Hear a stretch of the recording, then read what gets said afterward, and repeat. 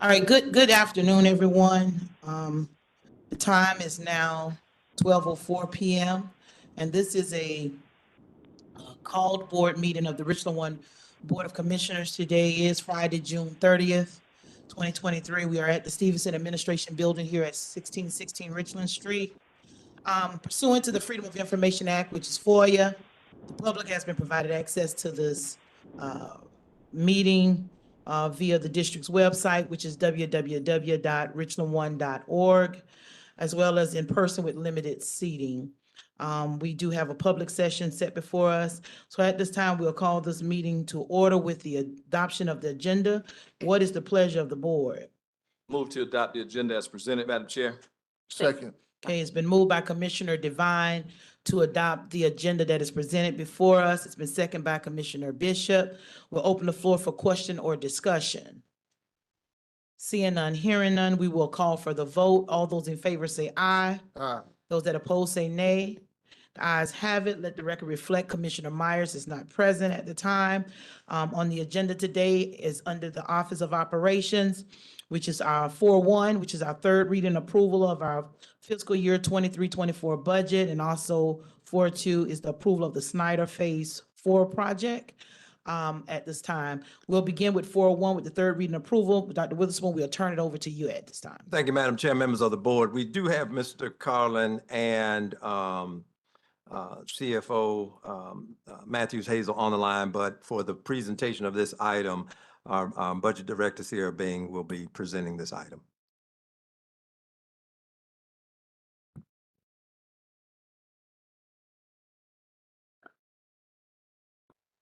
Good afternoon, Good Madam afternoon. Chair, members of the board, Dr. Witherspoon.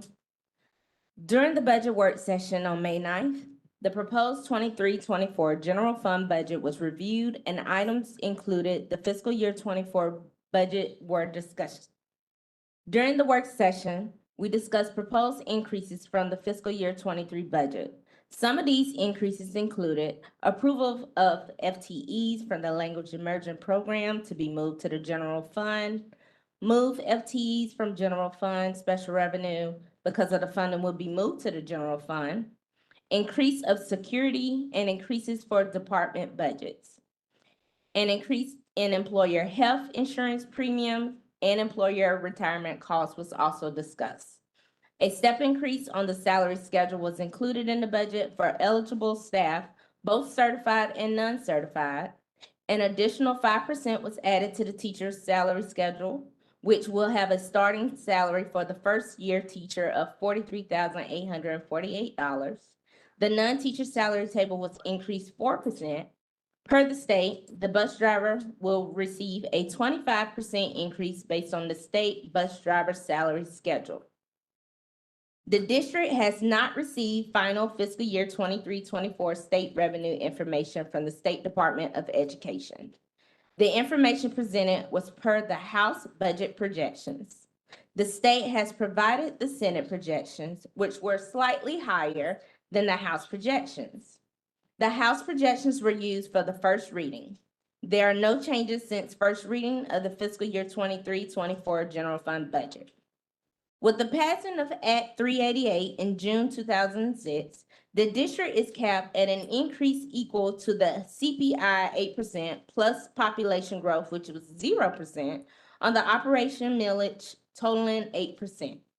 The estimate for this was $473,308. The millage cap is at 287.8 mills, which is an increase of 21.3 mills over the fiscal year 22-23 budget and 14.3 million. The request to the county was for 15 mills increase. Since second reading, after multiple board work sessions, the following changes have been made to the general fund budget. There was a change made to the county auditor on the amount of no mill and no millage cap amounts. This gave the district an additional 3.8 million, primarily in carryover. Then, during the third reading at County Council, the district's request for an increase of 6.6 million was reduced to the no mill amount as voted on by County Council. At this point, the administration had multiple work sessions with the Board of School Commissioners. Included in this third reading, changes were made to revenue and expenditures. Investment income was increased by 1.3 million based on current trends.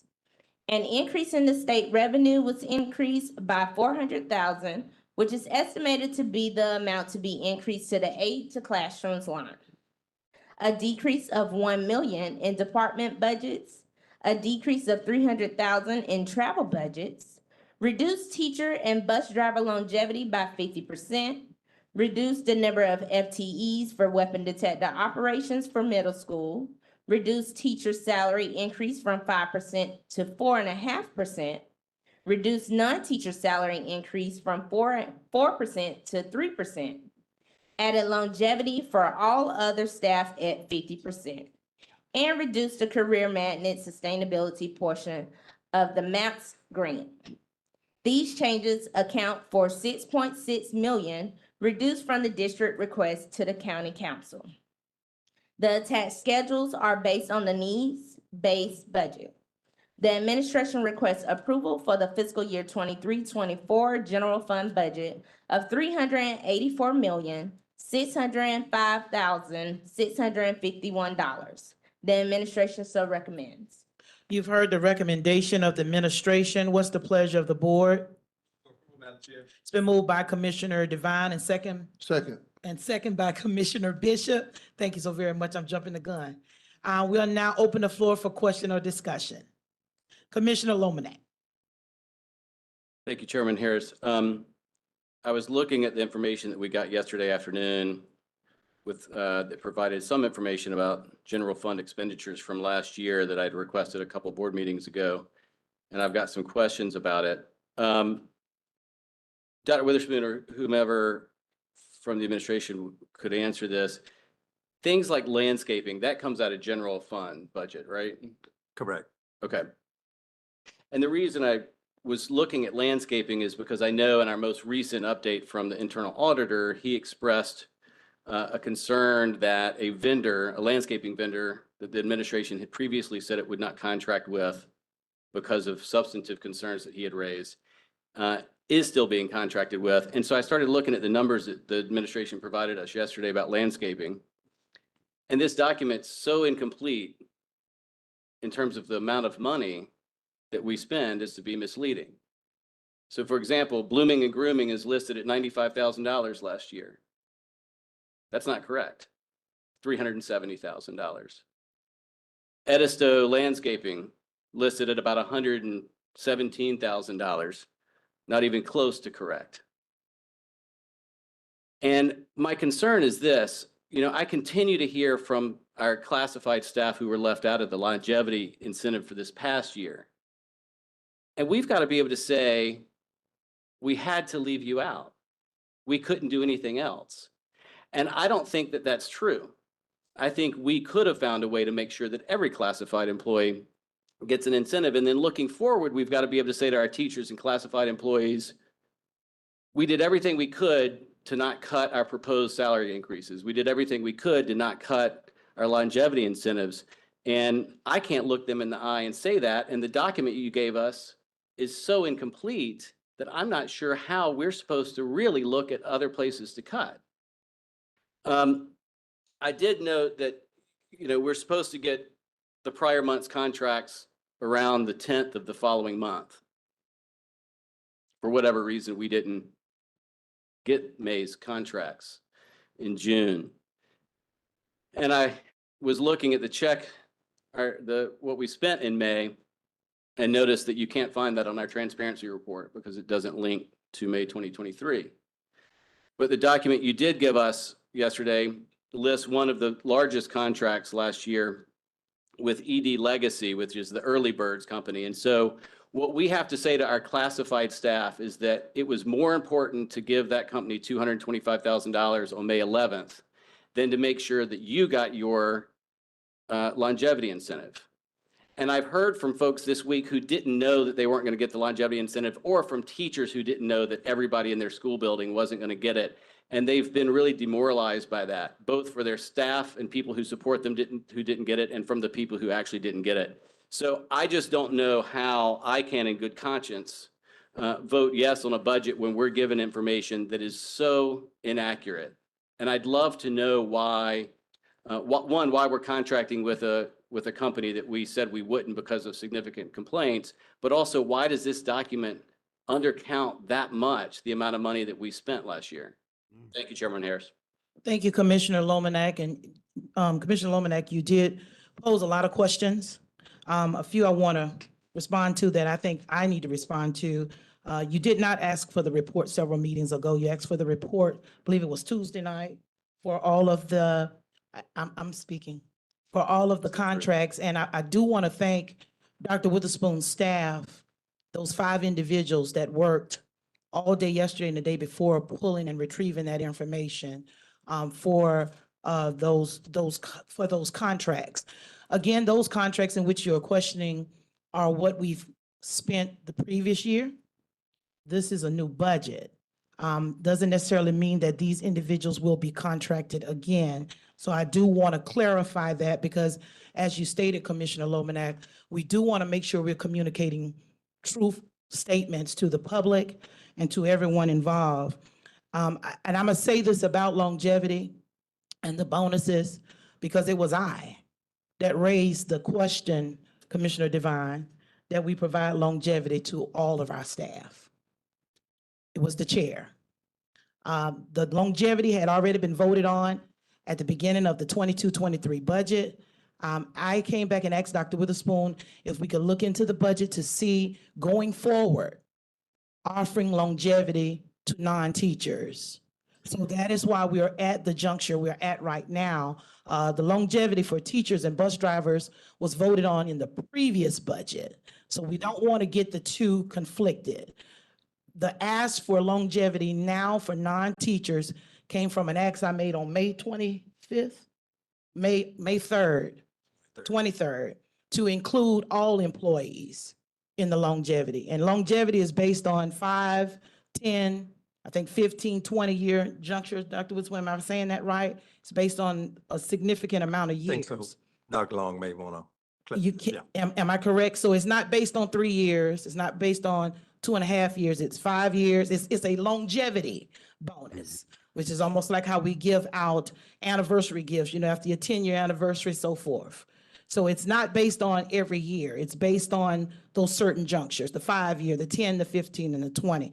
And I'm explaining this stuff because it's important that we clarify things, that everybody leave here with a fair and an honest idea of what we're facing and what we are dealing with. It is my understanding that we don't have the final numbers from the state.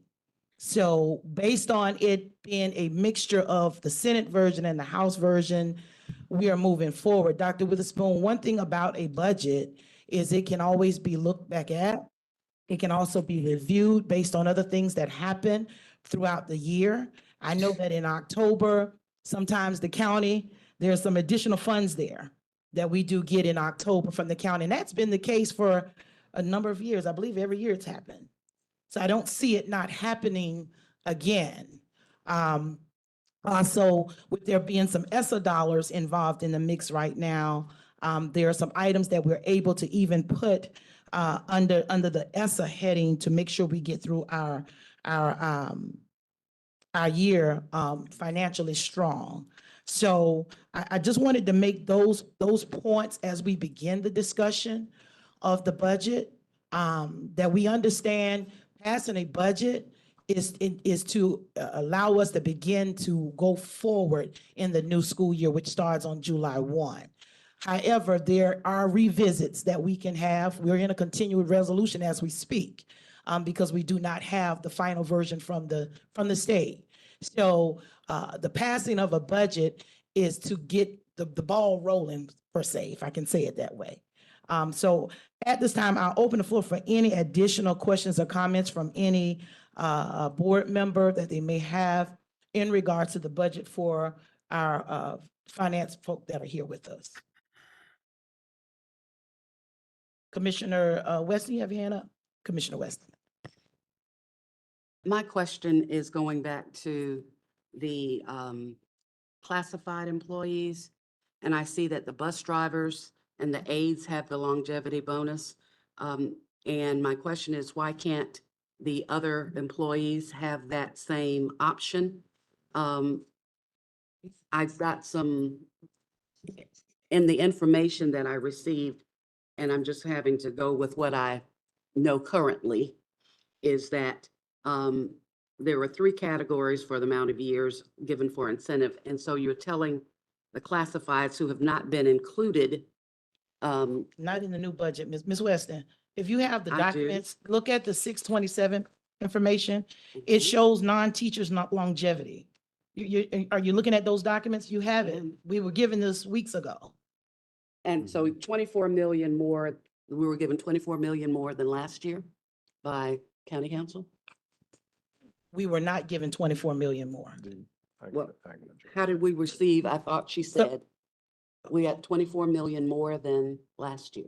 Dr. Witherspoon, can you explain the value of the mills and all that other We, stuff? we did, yeah, the value of the mill is said, and that, as that increases, funds will increase from the county without raising millage. What has been outlined in the budget document since day one has been, yes, there have been increases. There have been increases from the state. There have been increases in the county. But with that, there were 33 million plus amounts that needed to be increased from last year's budget to this year. So with, and the reason we asked for the 6.5 more from the county. So with those increases, expenditures or those either mandated or had to happen, i.e. step increases for teachers, non-teachers. And that list is outlined in those budget documents. Retirement amount went up. The paid family leave, 700, a little shy of 800,000, and so forth and so on. So while there were indeed increases, the increases did not cover the expenditures, whether mandated or by the state or needed to happen. They didn't cover that amount. Thus are the requests that we made from a needs-based standpoint. Okay. So we did receive an increase, Yes, but it does not cover what you want it to cover. Is that what it correct? needs to cover. What it needs to cover. I wasn't given a long enough time to go back and see all of the previous information, but I'm concerned that with some of the things that we're paying for, we still didn't look out for our employees. So that is the concern when we go back to the table. Okay. Any additional questions or comments from any board member at this time? Oh, Commissioner Lomanak. Oh, all right, Commissioner Lomanak, you can go, Commissioner Lomanak. I'll yield to Mr. Bonner. He hasn't spoken yet. You can go ahead, Commissioner Lomanak. I want to correct what was said earlier. I requested these documents at the June 13th meeting and then re-requested them last Tuesday. And I raised the issue of last year's longevity incentive in either March or early April at a board meeting. And also raised the issue of the timing of the pay with Dr. Witherspoon back in, I think, February or March in an email. I just think at the end of the day, I won't be able to look at our teachers and staff and say this is the best we can do. And I still haven't gotten an answer about why the document we were given is so inaccurate. And I'd love to know why, especially since I requested it 3 weeks ago. I know we have Ms. Matthews Hazel, and we have some procurement folks in there trying to sort through that from that program standpoint. But all of those expenditures are referenced in the last 12 months of board agendas that the board did vote on. But we were working, of course, from 2 different systems. I know we have some folks on the line if they want to speak to that. Also, Dr. Witherspoon, you have to remember that. Can you this is speak just- up, Ms. Matthew Hazel? Can you So hear we're me able now? to increase her volume. Ms. Matthews Hazel, hold on one second, please. Okay.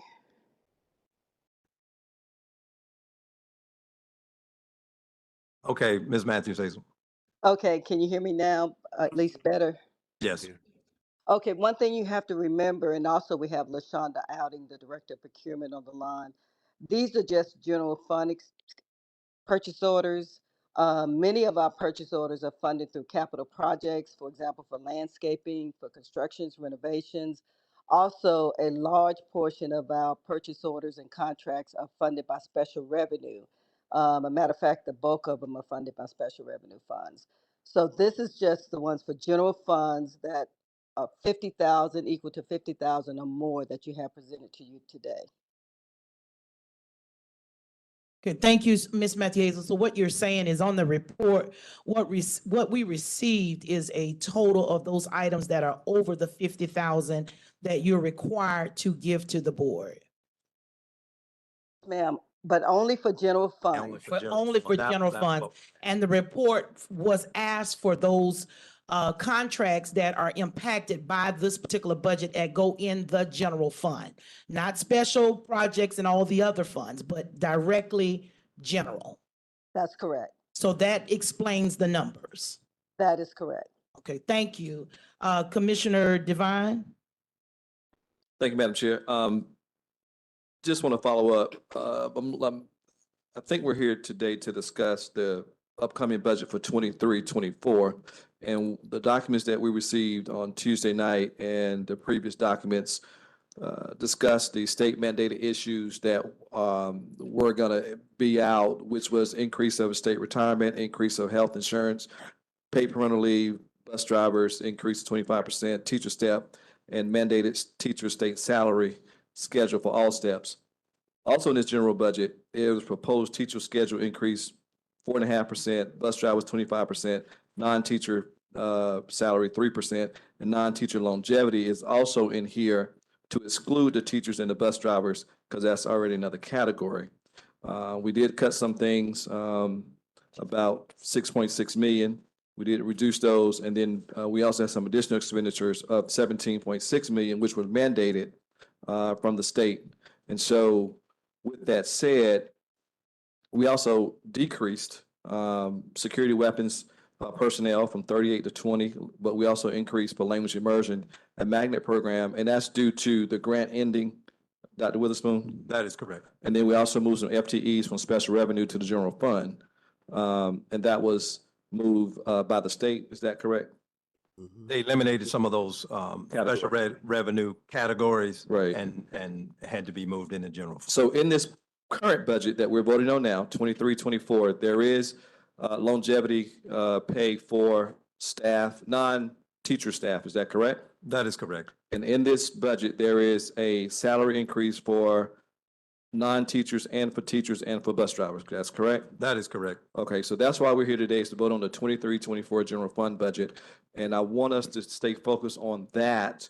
And then if we want to go back and talk about this current year, which ends today, 22-23, then we can discuss that. But I think we need to be germane to the reason why we're here, proposed 23-24 general fund budget.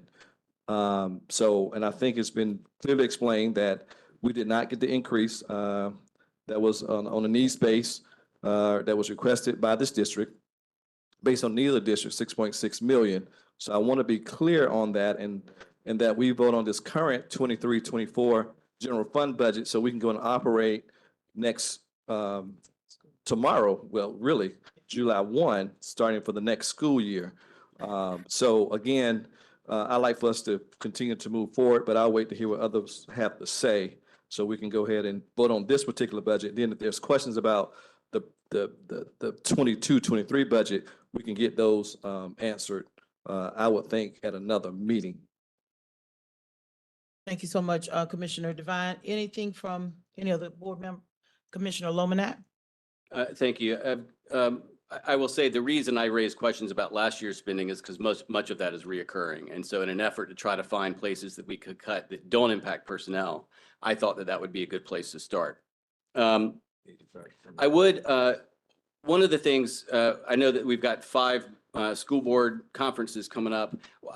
How do we tell our employees that we're going to those rather than increasing those? So I would propose that we cut all school board member travel out for this year's budget and not attend those 5 conferences that we were recently emailed about. Thank you. Thank you so much, Commissioner Lomanak, and certainly appreciate your statement. I would say this to you, that training is a requirement of a board member. And sometimes the sad thing is it's evident that a lot of us are not being trained. Because in those trainings, we do understand the budget process. In those trainings, we understand the role of a board member. In those trainings, we understand what's happening out here on a national level. Commissioner Devine, that we knew were gonna impact us way before COVID happened. In those trainings, we learned there was gonna be a teacher shortage, Dr. Long, before it happened. We were told at a conference, these things. Those conferences that we attend is where we get our professional development to make sure that we do our job effectively and efficiently. And might I add, the budget of the board is not even 1% of the district's budget at all. And it's never used. I think Ms. Wilson can speak to that. We do not use and never have exhausted our budget as a board because we don't use that. We go to conferences that we have to attend as laws change. Board members have to understand their roles as board members and how things that occur are going to impact the way we function as a system.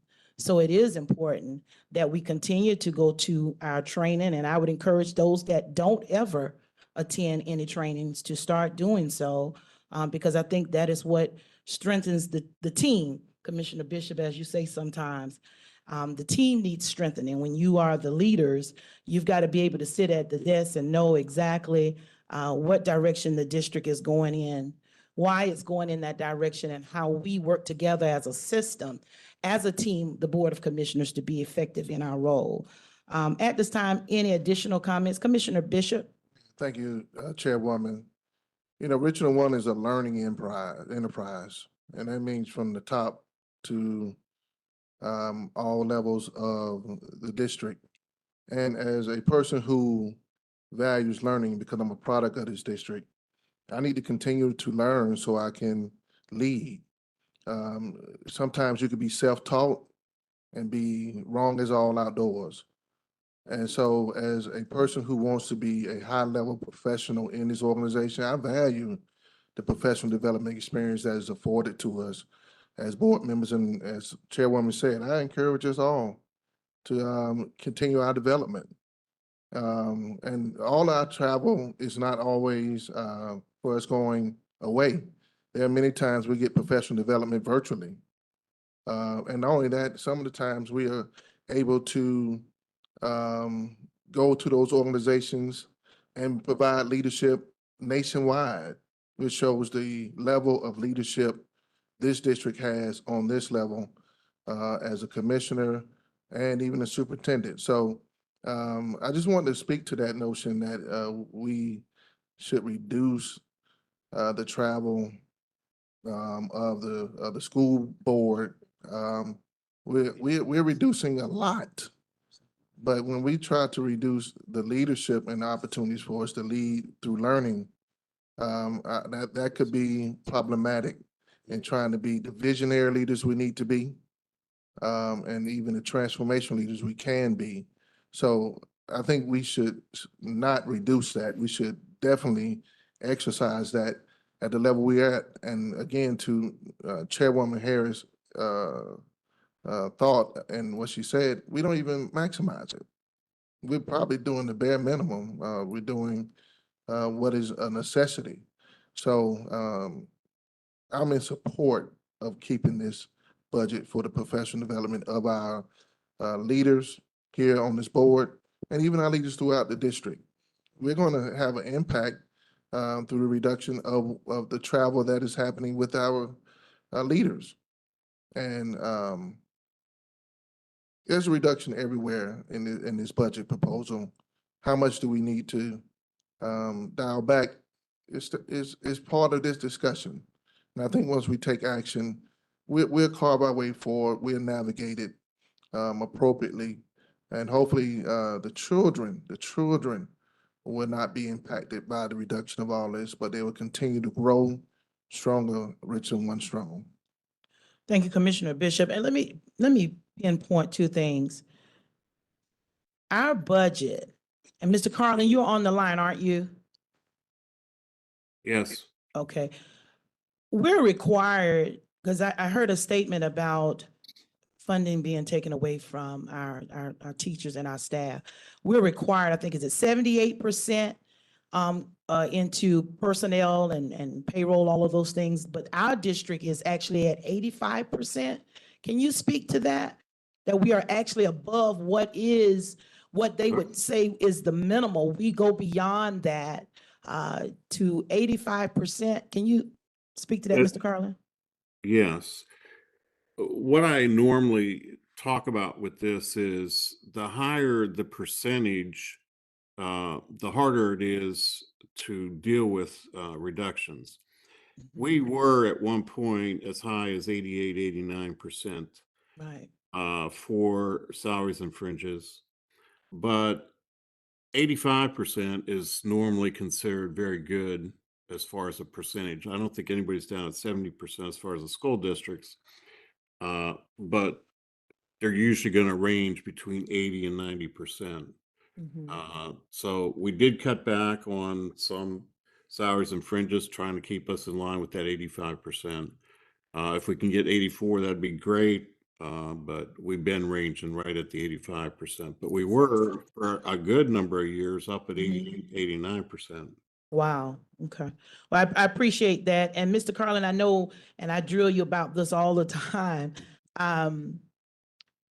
Several years ago, there were different funds that we received, and a lot of those funding sources or streams were eliminated. And a lot of those funds, some of them were dumped into our general fund, correct? Correct. And when they put them in the general fund, now it looks like, and I really want my colleagues to hear this so we can understand what has transpired. Right now, it looks like the general fund is getting more money, correct? Correct. But if you look at the pots of money that we were receiving prior to, we're actually getting less money, correct? In a lot of years, that's exactly what has happened. Right. You can go all the way back to when we were getting lottery funds of $1.8 million. Today we get zero, and that Right. was never replaced. Right. Then you have gifted and talented and some other funds that were actually taken from special revenue, put into Right. general fund, and said, hey, here's an increase in your general fund. Nobody was talking about the decrease in the special revenue. Right. And this year they took EIA and cut the nurses and the EEDA specialists and one other special revenue, put it in general fund. But what people don't understand is, yeah, it looks like you got an increase in general fund, but Right. when you were getting funded under the special revenue, it was 100%. When Right. you're getting funded under the general fund, it's 75%. Right. You really didn't you end up either at zero or below zero with that particular move. Now, if they gave us an increase somewhere else, then yes, maybe you did get an increase. But for those particular items, we didn't. Right. So overall and in totality, and I'm glad you brought up the part with the nurses, because of course we have to have nurses in our schools. In totality, general fund is not getting additional money when you look at all of the other pots of money that have been shorted. It's just that pot looks like it's getting more money because it's being dumped in there, the parts that we are getting. But if we were to look at this thing from a totality standpoint of what's been cut out, the gifted and talented, all this other stuff that we were getting, we're actually getting less money in the general fund from an overall standpoint when it comes to our budget. Yeah, you'd actually have to go back and check all those numbers. But in the end, yes, we may have gotten an increase in the general fund. Right. Question is, did it actually outweigh what we lost in the special revenue? And it didn't. Okay. Any additional question, Commissioner Clyburn? Yes, thank you, Chairwoman Harris. I wanted to go back to the training and traveling. Um, You know, we all make sacrifices. You know, we're here making sacrifices right now. And I know I definitely make them too, as well as everyone else.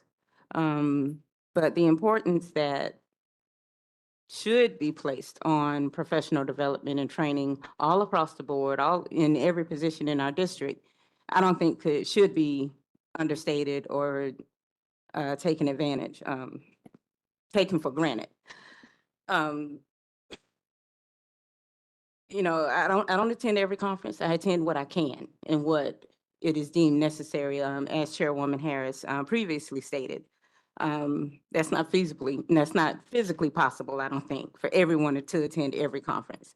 But there have been times that we've had trainings, local trainings here in Columbia, in the city of Columbia, at the Metropolitan Center, at the Medallion Center. You know, we've had different things that some of us have not even taken the time to show up to locally, when there are no travel dollars involved.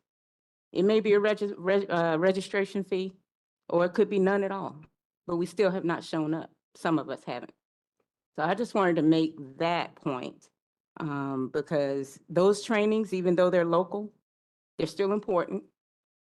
They still have value, and they would still benefit each one of us that sit here today. So thank you.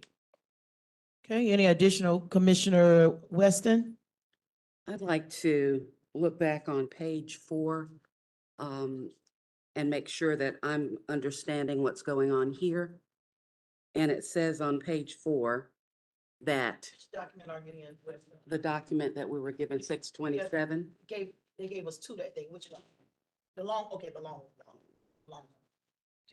Oh, okay. It's not urged. that's okay. On page 4,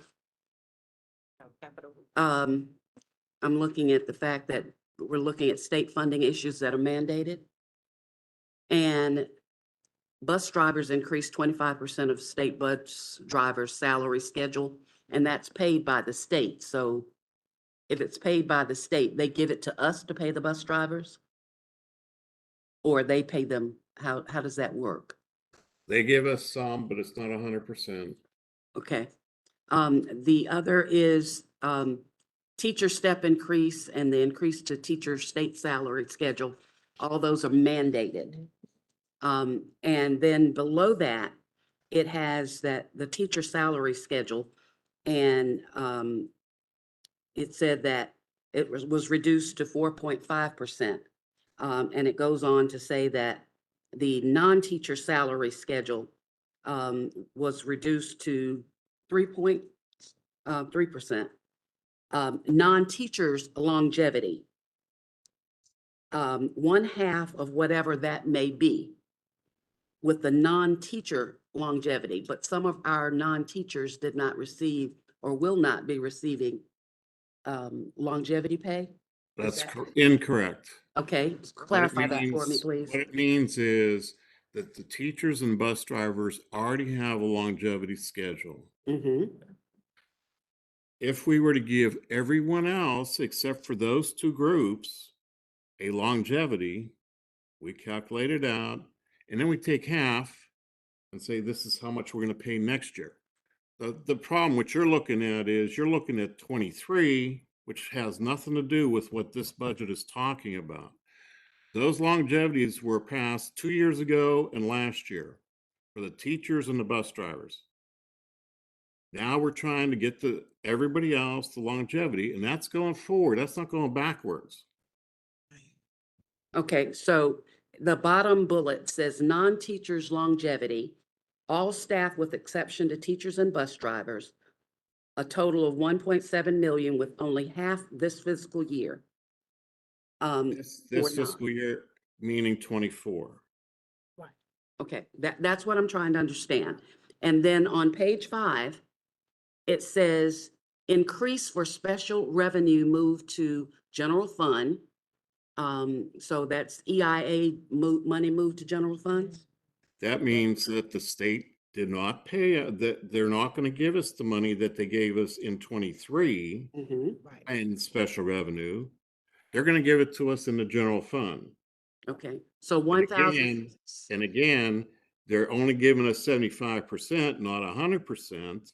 And at the FTEs that we have in those special revenue, we have to pay out of the general fund unless you don't want nurses or EEDA specialists or others. Okay, and below that, in the last one on page 5, decrease in longevity for teachers and bus drivers, and you said that's going to be half? Reduce that to half Right. because what we're trying to do is make sure everybody gets something versus only a certain group getting something. Okay, and then I said decrease in teacher and non-teacher salary increase, and how much you're doing for that. The decrease in staffing for weapon detectors, I see that. And then the decrease in language immersion and not the magnet. Correct? Correct. Okay. And decrease in travel, after July 1. Correct. Okay, and so the net decrease, is not, I see that there, but we did get 24 million more than last year. Is that correct? Well, if you count the money we're getting from the special revenue as well, yes, we are getting 24 million increase, but we have these other items that are causing us really not to get $24 million. Okay, how much are we end up getting? Because I wrote down 24 million more than last year. Well, and that's, if you look at strictly the general fund, what it is this year versus what it is next year, that would be the case. But then you have to go back to the special revenue and the other things that we have to pay for that we didn't have to pay for this year. I don't have that schedule in front of me. Okay, I'd have to go back and read and look at all that information to give you an exact number.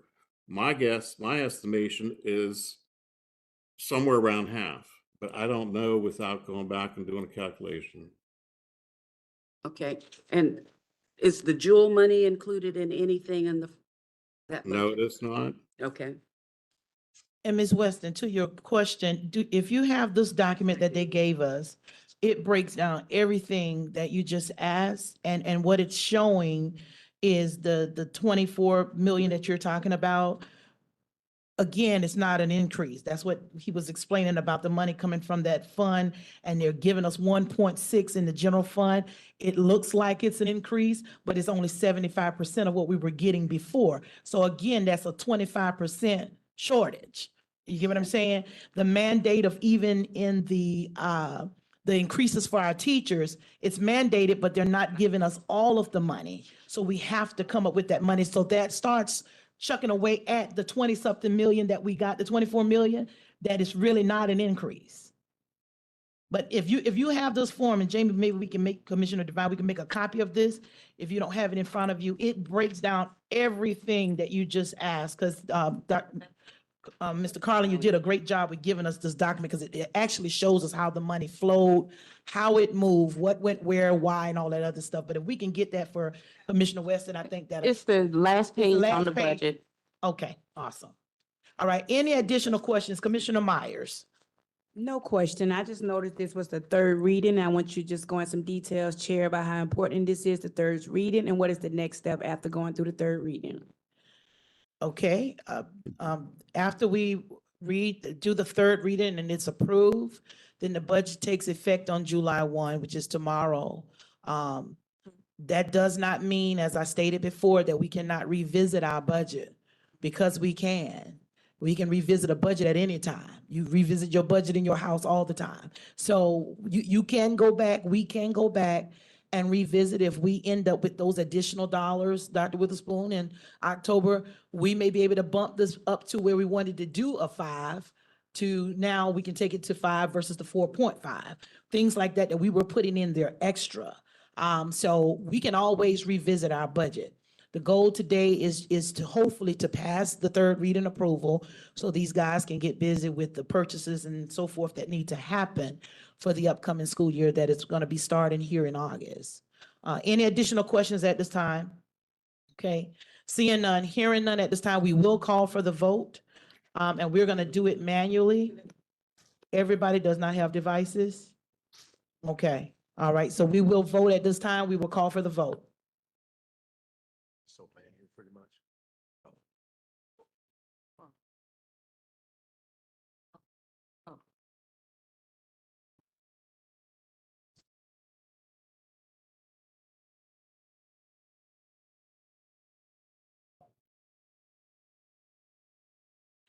Let the record reflect that the motion of the third reading approval for the 23-24 budget for the Richland One School District did pass, 5 yeas and 2 nays.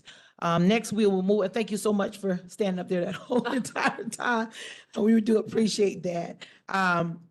We will circle back to some of the questions that were posed on today by some of my colleagues to get those answered for them. And Dr. Witherspoon, we will add that to that work session agenda that you and I are already working on. We will now move to 4.2, which is the approval of the Snyder Phase 4 project. Mr. Carlin. Bishop. Madam Chair, members of the board, Dr. Witherspoon, the administration is requesting approval of the Snyder Phase 4 projects. Snyder Phase 4 proposed projects will include 23 schools for a project total of $10.5 million. Snyder has agreed to pass to the district the 179D tax credit of $1.6 million, which will reduce the cost of the projects to a net of $8.9 million. The $8.9 million projects are proposed to be financed in a capital lease project purchase transaction over a term of 20 years, assuming an interest rate of 3.47 from Bank of America. Total lease payments are estimated to be just over $13 million. Snyder has proposed an energy savings contract that will guarantee savings of $12.5 million over the 20 years. The district has the option to contribute $400,000 of other available funds to reduce the total lease payments to the $12.5 million, which is equal to the guaranteed savings. The annualized average capital lease payment will be approximately $625,000 and will be budgeted by the general fund and through energy savings incurred by the project.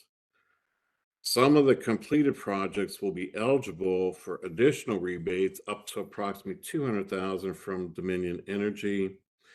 The administration recommends approval of the Snyder Phase 4 projects. The administration so recommends. You heard the recommendation, administration. What's the pleasure of the board? Move for approval. Second. It's been moved by Commissioner Myers, second by Commissioner Devine. Now the point of question or discussion. Any question or discussion? Commissioner Lomanak. Thank you. I just wanted to see if we could get a response from the administration to the internal auditor's concerns that given the retirement of 3 folks who were overseeing this, that it creates significant risk in management of the contracts, and that internal audit keyed information related to the managing the energy savings contract into the internal audit risk ranking matrix. The resulting high score indicates absence of controls to mitigate risks. Do we have any response to those concerns by the internal auditor? Dr. Witherspoon. Thank you. And of course, we appreciate the internal auditor's risk assessment and things he does. And not to sound morbid, we could have 3 folks, something could happen to them as they leave here today.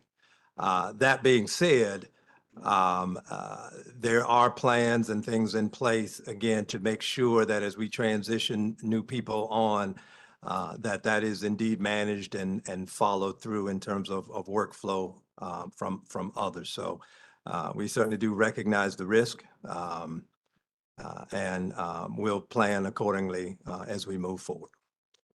All right, any other question or discussion? Commissioner Devine. Thank you, Mr. Chairman. Just 2 questions. So with this lease agreement, does this count, if you will, against our ability to issue bonds in the future, or our bond capacity? Do we have our Flynn and our bond attorney on. I'm here. There we go. All right. Good afternoon. This is Jamie Devine. Question is, with this lease agreement, number one, does it constitute a financial agreement, which in turn will, for lack of a better word, count against our bond capacity? It will not. So a capital lease is not considered debt under South Carolina law because it's the payment of the lease payments are subject to appropriation in each budget cycle. And that's not considered debt under the Constitution. So it does not count against your 8% debt limit for general obligation bond purposes. All right, thank you. And then so because of that, so these items that we acquire, will they become assets of the organization? Yes. Yes. Okay. All right, very good. Thank you. Thank you, All right. Mr. Chairman. Any other questions at this time? Seeing none, hearing none, we'll now cast our vote electronically.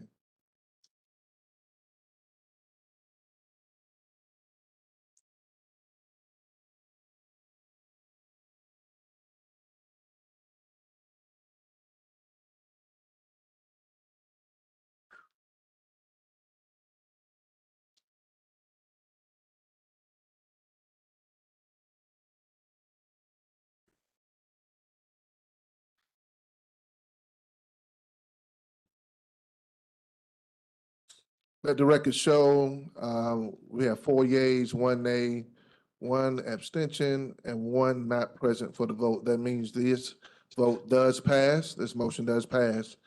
At this time, I will turn the chair back over to Madam Chairwoman Harris. All right, thank you so much, Commissioner Bishop, and I do apologize for that, everyone.